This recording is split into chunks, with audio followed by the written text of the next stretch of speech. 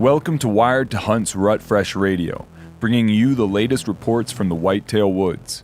And now, your hosts, Casey Smith and Tyler Jones. This is Rut Fresh Radio, powered by Vortex Optics.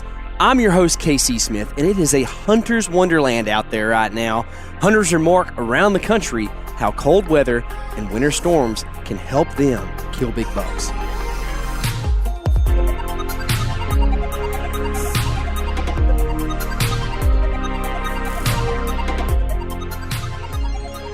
This is Rut Fresh Radio podcast brought to you by Vortex Optics. I'm Tyler Jones, one of your hosts. The other host, Casey Smith, who you've already heard from, is hanging out with me. We're in the upstairs. We're looking out the window. We're trying to find a late season buck. Casey, how do we do that?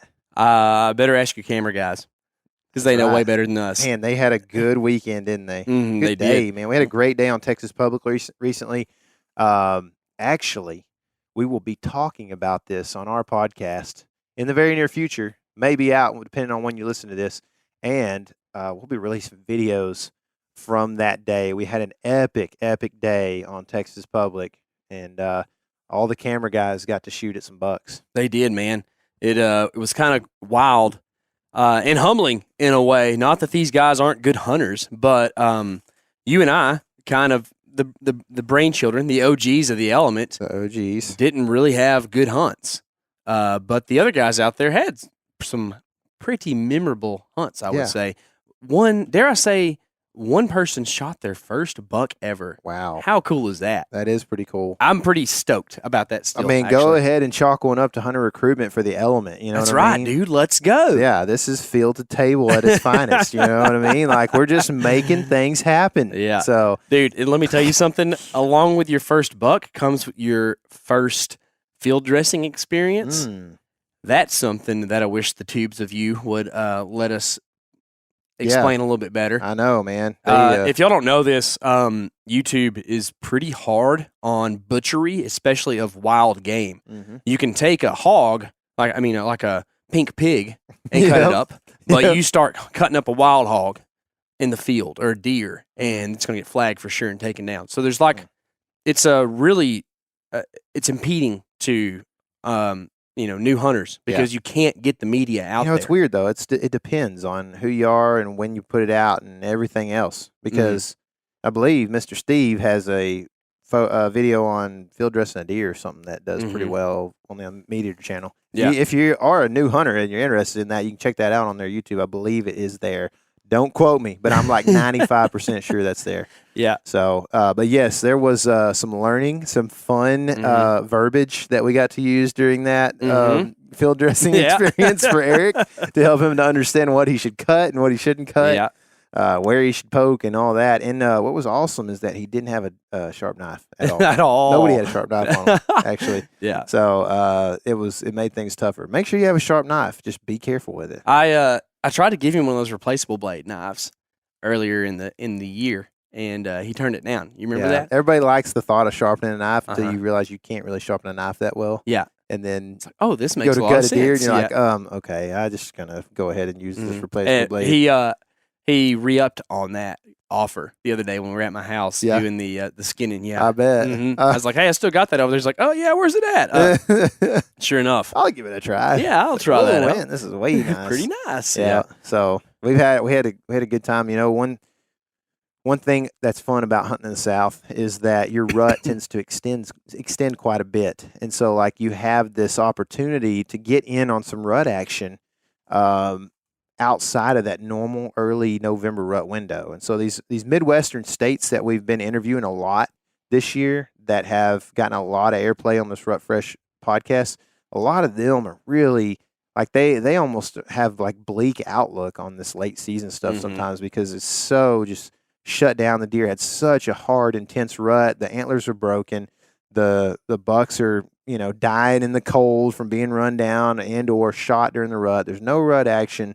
If it's not brutal cold, you can't get them out in the daylight sometimes. And so the thing about the South is that, not only is the rut not in a super intense window, quite as bad, but you've got deer that were born this cycle happens where like we've seen deer with spots in October And I mean, like Dude. legit fawns. You know what I mean? Greg and I saw one from the tree that I could still barely see. Yeah. The outline of spot. This thing might have weighed 30 pounds. It was the tiniest. Yeah. And if we have another big snow, this thing's toast. Yeah. You know, like, and it's too small to make it. And guess what? That deer is 6 months old in like February. Mm-hmm. And guess what's going to happen? It's going to come into estrus. Yeah. Yeah. Mm-hmm. And so, like, we have trail camera pictures of giant deer on public in Texas chasing does around. Oh, and in February, their hawks will be dark as coffee grounds, man. Like, yeah. And so it's cool. It's not like something you can go out and just bank on. Well, you also can't kill them that time of year either. Well, yeah, sure. So but like I'm saying, problems. like outside of the normal rut, you can't go and just bank on like the fact you're going to find the Rut Fest. But we have, in fact, found some Rut Fest recently on Texas Pub. And when you find that, it's time to get you and your buddies in that area and set up a wall. Like they do on a kickoff. It's kind of weird, but it does seem to work. I mean, the other day we had some success doing it. Nobody killed, but we were all on them. I mean, if we want to shoot some running shots, you might could have. Yeah. I could have shot the biggest deer we've probably seen on Texas Public if I want to shoot a 25-yard running shot, which I don't want to do. Yep. So it was wild, man, and a good time. But we really saw it, like, just in a matter of days, kind of dwindle down. But the interesting thing about this southern, trickle rut out the back end like it does, like, I don't think that there's many does coming in. We talk about the bell curve. I don't think it's perfectly parabolic. You know what I mean? I think that it's backloaded a little bit more. Oh, okay, you know what I mean? You. Yeah, I don't think that October 16th has near as many does coming in as, like, say, December 1st. I think that throughout from about in the south, throughout about the second week of November until the new year, you're going to have does coming in, and I think that that keeps bucks. At least in our neck of the woods. There's some weird southern ruts. Yeah, there's all kinds of crazy stuff. But just in general, if you get out of the standardized upper Midwest rut cycle, you'll have that. Even pretty far north, you still see some of this stuff. But what I'm getting at is that you'll have deer that, since they aren't at the highest level of hype when it comes to rutness, that's a word. They still have to do the bodily function stuff. I love when you add the word nest to things. It's good. Yeah, it's good. So they'll eat, they'll drink, they'll bed, they'll do all this stuff, but they're always still kind of in the mode. So, like, when you see does, it gets you excited. Whenever you're hunting around scrapes or other deer sign, it gets you kind of excited because, I mean, there'll be deer in the south hitting scrapes until all the deer seasons are over from here on out. It's never a bad time to be around one. Yeah. It's also not a bad time to be around food sources because there's less acorns in the woods. Acorns for y'all out there. And also that means guys out there. Uses. You mean? Ewins. That means that those deer are either on an ag or if you're in a feed state, they're on the feed. And we actually, in this episode, a couple guys make use of feed. And it's interesting to hear, but it's not the huge pile of bait type thing. A lot of these guys who are having success using feed are doing it sparingly, but in just the right amounts to kind of hold deer or to slow them down or make them stage in certain spots. I think there is a pretty good tactic behind hunting bait. It's not just shooting pinned deer, like it's a lot different than that. Man, if you never used it. I don't even care. Like, to me, it's just it's such a dumb thing to fight over. It's worn out for sure. There's laws and there's bag limits that take care of this thing. And if they need to be adjusted because people are so effective, then adjust them. Don't let us kill two bucks in one season, which we can't in our county anyway. So, it's just not a big deal to me. It's like, there are good and bad things that come with everything, man. The world's a little bit on the way down, if you know what I mean. So, you could say that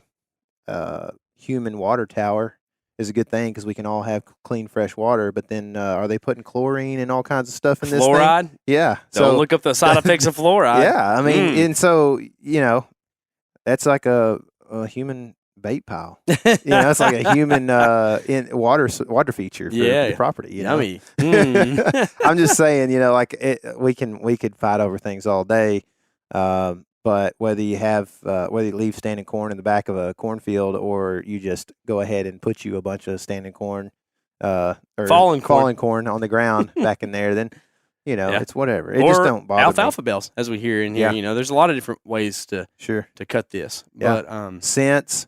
I mean, there's all kinds of human interaction. Like, what if do you get to say that rattling's okay if you're introducing this fake rattling horns? Oh, you're deceiving the deer. You're deceiving the deer. Yeah. Hey, we're out there to shoot some deer and eat them. That's what that's what it's about. I'm about to tonight. My wife my wife is texting me right now which meat to get out of the freezer, which is good. Dude. Yeah, dude. She can't find the elk though, can she? No, it's too far down. Too far down. It's buried. Shot too long ago, man. So, speaking of success, we talked to some guys who've been having some success on the podcast today. Tyler, who are we talking to this week? Man, we got some new states involved here, and like we said earlier, they're Midwest guys. When we reached out to them, man, they're just so sad that the rut is over. I know, man. We had to talk to some different people. They gave us some zeros, so we had to, you can't be having zeros on a boat. That's right. So we got Gary Greenwald on the phone. He's an old friend of ours from Washington State. Killed a nice buck up there. Grant Forney, who you guys have heard from already this season. Pennsylvania, which is a cool state, man. Lots of different varied habitat there that Grant is talking about. Mountain country. Another mountain country man, Chris B, was in Oklahoma and killing mountain bucks in Oklahoma. So we're pretty cool report from there. And then also our friend Justin Henry from Florida gets to talk about them swampy Everglades nasties down there in Florida. Them deer, you call them swamp monsters in some parts of the country, but they're not monsters in Florida. They're just swamp something. Well, I think it's monsters more of like the scary. The connotation of the word. So they're like scary. Like, rah, what's the term for a monster? I'm blanking on it. We had a guy on our podcast one time that talked about Bigfoots and stuff. Oh, cryptid? Yes, cryptid. Yeah, or whatever it is. Mm-hmm. Yeah. Cryptozoology, cryptid is what. Yes. Yeah, so that's what they're talking about. Mm-hmm. Is this cryptids are kind of supposed fake animals, which funny enough, Florida and Texas monster deer might be cryptids. Fake deer. But there's some good ones, man. And I don't know. I like talking to people who hunt in unique areas. Justin has some pretty good hunts down there in Florida, which, you can't even look at Florida on the map and be like, oh, I want to go hunt there. But, people make it work, and it's all relative, right? If you're getting out and deer hunting and having fun doing what you're doing, doesn't matter if it's 0 degrees or 70 and humid, you're still hunting whitetail. That's what makes them neat, man. It is, man. It really is. They're so diverse, right? And it's kind of one of those things where, like, when we were out hunting on Texas Public this weekend, both of us had this weird thing where, like, we have struggled so much on some of these properties around home or whatever.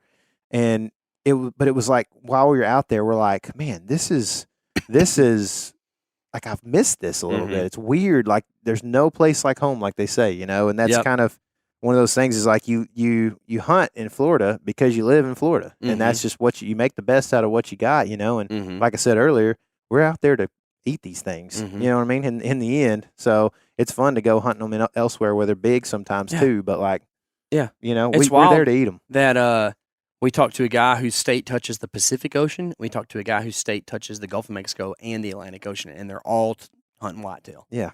Next thing up, we got to get somebody who touches the Panama Canal. There's some down there. I know, dude. I know. It'd be cool. One of these days, yeah. Well, let's hear from these guys and get the report. All right.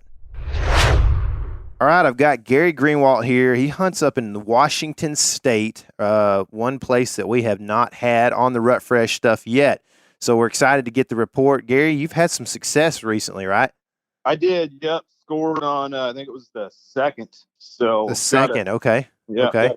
Got to come down from Alaska since I moved up there first time in 4 years, and things just kind of panned out right with conditions. So it's awesome. So, you have a very methodical approach to it, and it has to do with weather conditions, right? Can you talk about that a little bit? Yeah, well, weather and time of year, it's like, everybody wants to hunt the rut, but I'll take the first week of December and some nice cold weather and snow anytime from about December 1st to December 7th. And if I get the weather conditions right, I can pretty much guarantee I'll kill a deer. And then I've got a wall full to show for it.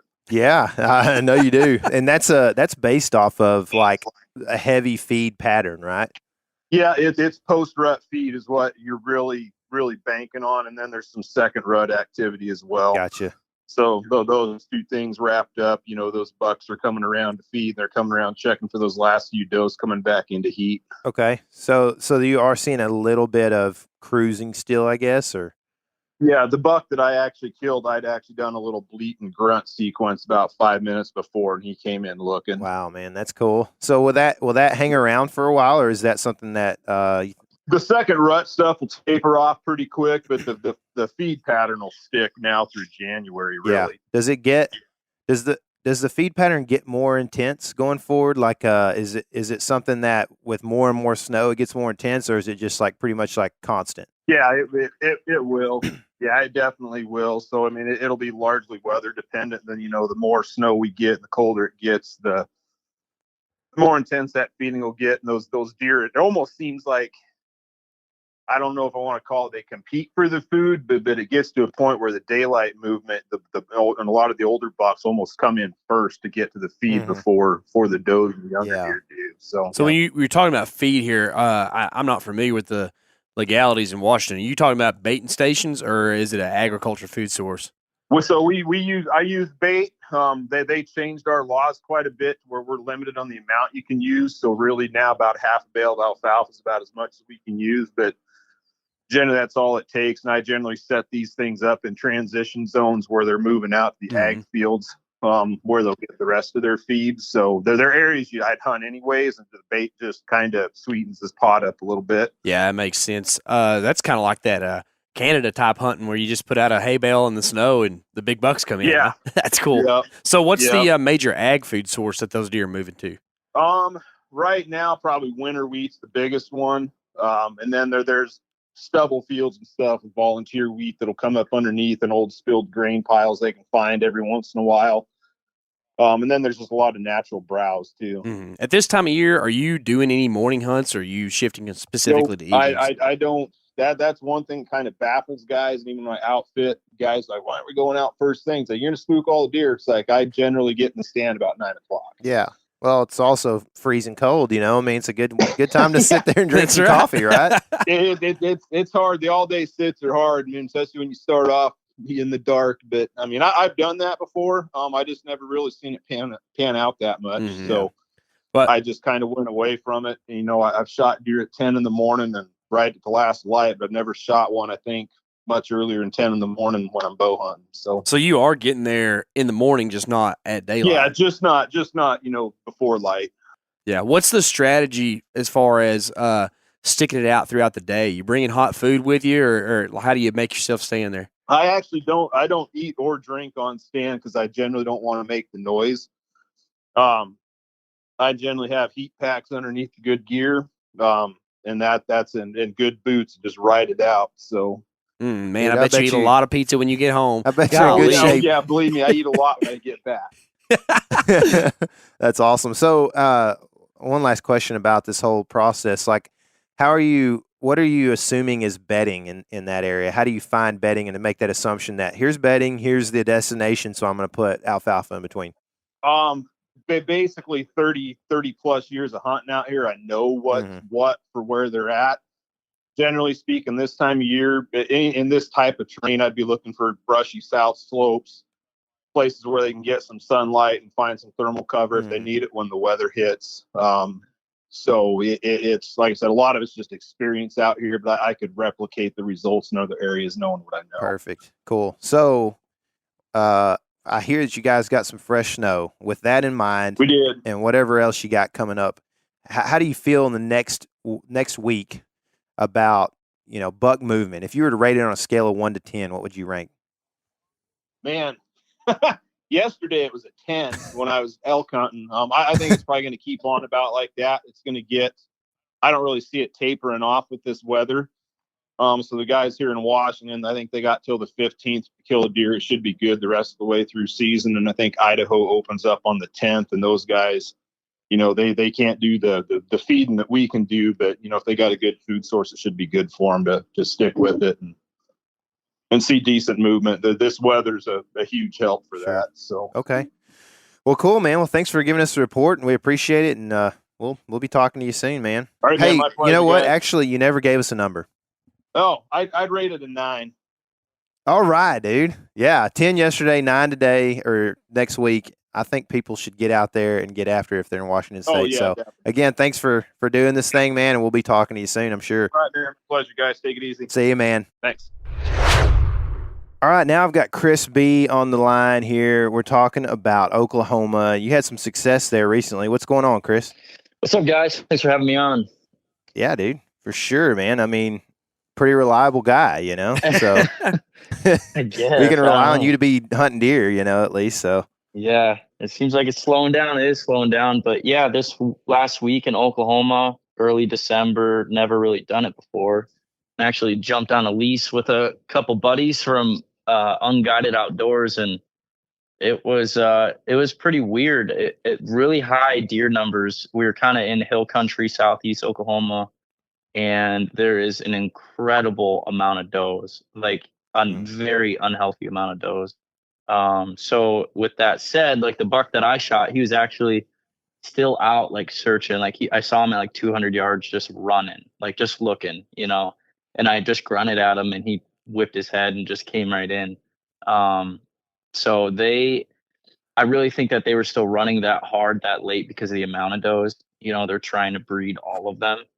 And that's why it's like a big effort for like our crew to just try to get those doe numbers down, because it's making the bucks really unhealthy of just running and competing for food and all that. But yeah, they were still chasing for sure down where I was. We've seen some of that down in this area too. How big was the body size of that buck you shot?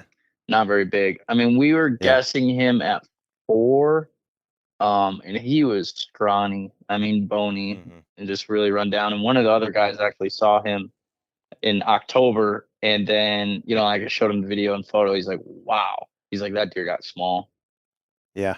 Those mountain bucks, like they're just, those southeast Oklahoma mountain bucks are just kind of like, it's crazy how small they actually are sometimes. You know, they just southern climate and running up and down those hills, they just get rangy, you know. So it's pretty cool. That's like post oak country, right? There's a bunch of post oak acorns on the ground, or not? I think so. Yeah, I'm not super familiar with Oklahoma in general, but yeah, they're like super short, maybe 30 feet tall, 20 feet tall. Yeah.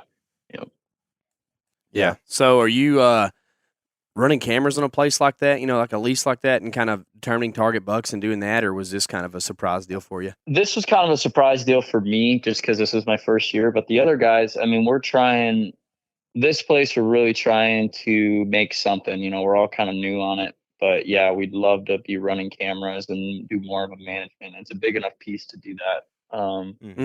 And you know, the biggest thing for us right now on that to make it better is shooting a lot of does.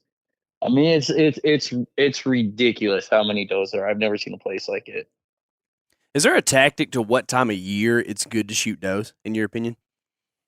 I've heard it both ways. You know, like shoot them early so that you are getting rid of the competition for food and for rut, like before the rut. And then I've heard, you know, shoot them late so that you're not messing up your hunting and everything during the rut. Yeah. So I don't know. I like a place like this. It's definitely easier to shoot them later, I think, just as a convenience thing. But all the guys we've been shooting, like obviously I've only been down there once, and I actually shot 4 like in one morning. Like it was ridiculous.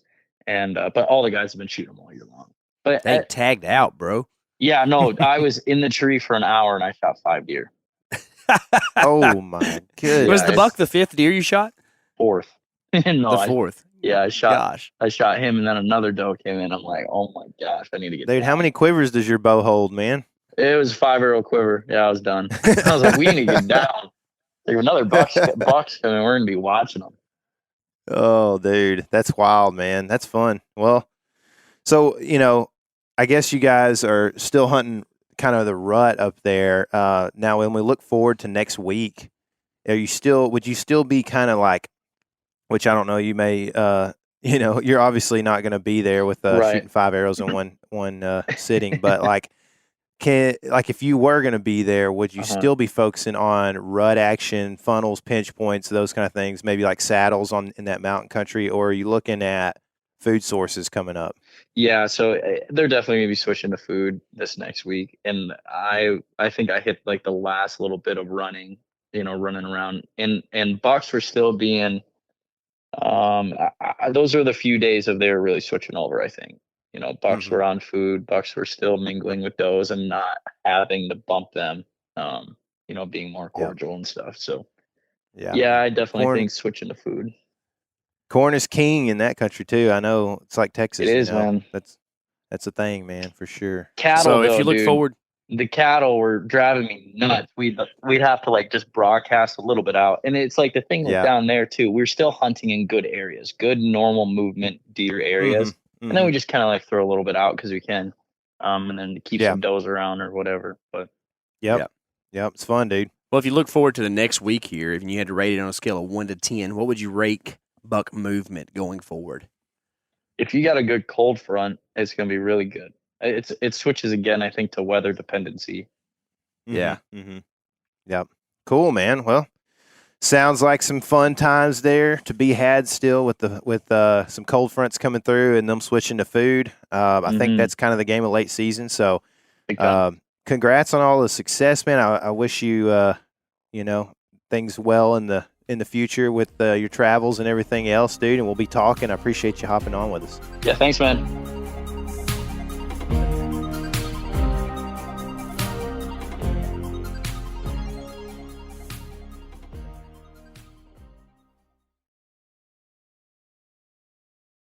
On the phone, we've got Grant Forney from the Everyday Outdoorsman. He's been up in PA doing some hunting. Grant, what's happening, dude?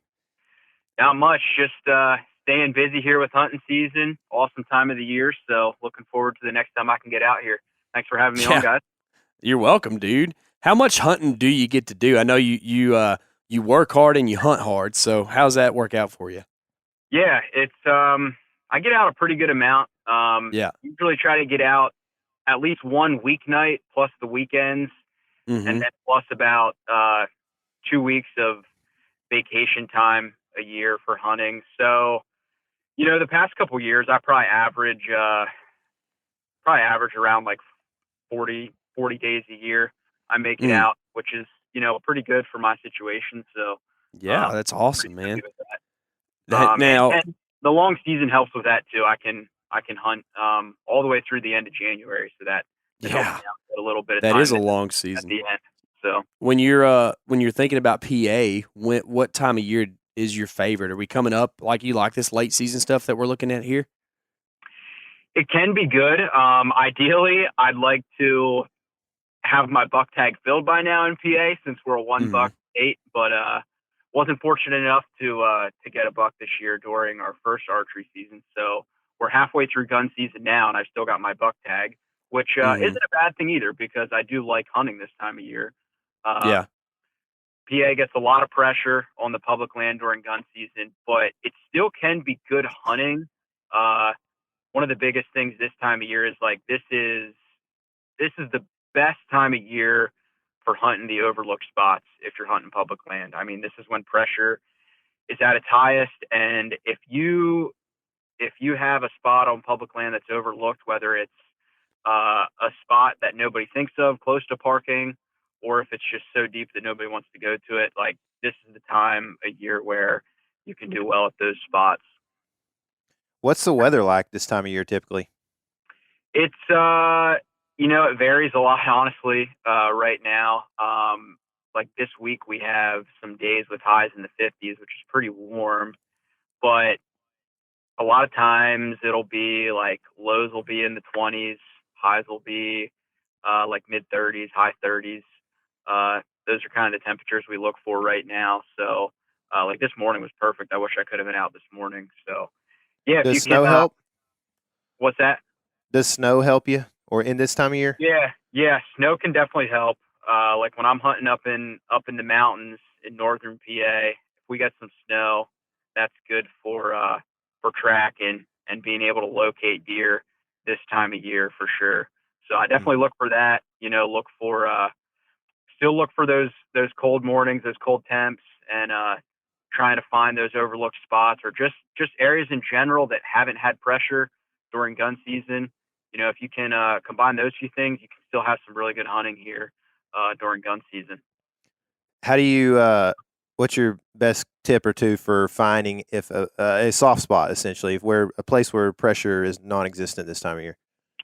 I would look for places that are just hard to access, even if they're not far. So like a place where you might have to cross a creek, or you might have to get through some really nasty stuff to get to the backside of maybe a public piece. Look for really steep terrain. A lot of our mountain bucks in this state this time of year will really head to that steep stuff, and people don't really want to walk that stuff either. So those are definitely the things I look for this time of year. How are you hunting steep terrain? Are you hunting a trail that's kind of running parallel to the ridge, or how does that look? Yeah, sometimes a trail on the top of the ridge that's running parallel with the ridge, or a big thing too is looking for benches in that steep terrain, even if it's just a very subtle bench, just a very narrow flat spot where those deer are gonna run the side of a steep mountain.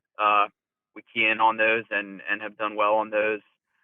And even like for still hunting, like if you're gonna have a windy day or a rainy day where the leaves are wet and you're gonna cover some ground, try to find a buck. If you just walk, the top of a ridge, looking down over the side, sneak along there, and try to find a buck that's bedded down on the side of the hill before he sees you, or wins you. That's a good way to hunt too, especially during gun season when you've got the advantage to be able to reach out there a little bit more with some more range. Yeah, man, that's actually pretty exciting. It sounds like a fun hunt. So as you look forward to this mid-December time period, what do you expect the buck movement to be like? I would say coming up, I would give it like a 6. With the opening week of gun season pressure maybe dying off a little bit, I think it can almost get better here later in the gun season. 6 still doesn't sound great, but maybe compared to after the first 3 days of gun season, I would probably rate the buck movement at only like maybe a 2 or 3 when they're feeling all that pressure. So, compared to that, a 6 is pretty good compared to what we were seeing, just a little bit ago. So I think absolutely. If anybody, it works every time, 60% of the time. That's so, right, man. Yeah. That's awesome, Grant. Well, dude, I hope you are able to capitalize on that still available buck tag that you have there in PA, man. I know that it's kind of a little bit maybe disheartening to still have a tag this time of year, but that means you get to hunt, dude, and that's exciting. So I hope you can find a good one. Yeah, well, I really appreciate it, guys. Yeah, I hope so too. But like you said, hey, it's never a bad thing to still be able to be out there hunting. So gonna give it my best try here this last week of gun season and then into late archery season. Awesome, man. Well, thanks, Grant. Appreciate the info, dude. Yeah, hey, thanks a lot, guys. Really appreciate it. I have got Justin Henry here. He is a hunter in Florida. Man, you've been taking some liberty and going doing a little hunting there in Florida, I believe, right? Yes, sir. Yeah, the weather's been a little on the warm side, but still got to get out when you can. Okay, so that's relative across the country. Tell me what warm weather is where you're at there in Florida for deer hunting. Normally this time of the year, December mornings are usually the high 50s, and the highs are usually about 70 to 75, and that's generally what it's been. And we've had the humidity's been kind of dissipating with y'all in Texas. Y'all know all about that wonderful humidity. Oh yeah. So we're actually looking forward to maybe some cooler weather this week, possibly. Not sure. Good, man. So what time of the year is y'all's rut where you're at? Central Florida, where I'm at, is typically during our muzzleloader season, so we'll call it mid-October. Okay, gotcha. So you are on a post-rut pattern down there where you're at right now. So what are the deer doing? Really, kind of. I think with the weather. I mean, I know they're always used to being hot, but it trickles. It's spotty. I say our rut is mid-October, but it really, I mean, you could go across the street and there's pockets. It could be 3 weeks later or so on and so forth. But seen a lot of does on camera, talked to a few buddies, seen some smaller bucks, nothing mature has been poking at. A couple guys did say the past 2 days, though, that their cameras have been lighting up with some more mature deer on it. So thinking maybe they might start daylighting a little more. Mm-hmm. So I got 2 questions here. They're in the same vein. Yep. One is, what kind of agriculture could these deer be using to feed on? When I think of post-rut, I think of food, right? And then the second one would be, well, are there native food sources as well that they would be keen on in post-rut situation? Right now, so I went out Monday to hang some cameras, and all I could hear was acorns raining still. Mm-hmm. Back in the swamp, I'm still finding acorns all over the ground. We had some hurricanes, so we were flooded out pretty bad in a lot of our low-lying areas. But acorns, I feel like right now are still keen. I mean, if they're in their area and they're dropping, I feel like acorns are still on them. Okay. Is there? Is there any planting that goes on in the agricultural space that it's a food source for deer, or is it like sugarcane, or what do you got? That would be more South Florida. Okay. Yeah, the more ag field type. I won't even call them ag fields, but the switchgrass fields and the sawgrass and things like that. That's kind of, we have patches of them in Central Florida, but that's more South Florida. It's pretty much just woods or food plots. Gotcha. So hurricane season pretty much lines up with deer season. How bad does that affect what you have going on? Do you think that since y'all did have a storm there kind of late October, does that mean that there's does that didn't get bred, so the rut could be weird this year? I haven't thought about that, but I do believe that possibly could be a possibility. I mean, you're talking a 3-day occurrence where we had 26 to 30 inches of water in a 24-hour period. So I'm sure that disturbed. Yeah, I'm sure it disturbed them, moved them to high ground quickly. We had that much rain last year. No, that was the first. That was quite crazy. Actually, that was one of the worst hurricanes I've been through. Well, glad you made it through all right, man. So as going forward, you're looking at kind of this mid-December time period. What do you expect the deer to be doing right now? I would have to say should start to pick up just a little bit, just looking at the weather forecast for the future. The further we creep into December, usually the weather gets a little bit better. So hopefully they'll maybe creeping in and out, 30 minutes after daylight, 30 minutes before. Yeah. So that makes sense for a late season pattern, man. You just got to try to find a place where they're on their feet in shooting light, right? It's kind of hard. So last question here. If you had to rank buck movement for the next week on a scale of 1 to 10, what would you think the bucks will be doing? I'm going to have to give it a 6. Okay. All right. Yeah. That's a pretty positive number. I like it. 60% of the time, dude. Yeah, absolutely. Absolutely. Yeah. Well, cool, man. Well, thanks for doing this, dude. Good luck down there in Central Florida. That's a unique place you get to hunt, man. So I hope y'all can fight them skeeters off and find a good big buck down there. Go Black Knights, right? Yeah, there you go. I appreciate y'all. As you can see, the winter can bring some success. December can be a great month, so I would highly suggest getting out there and hunting a little bit. And I would also suggest, like I mentioned earlier, if you don't really know a lot about field dressing and or butchering your deer, there are a couple of videos that we will link to below that show you how. Mr. Steve Ranella shows you how to do that.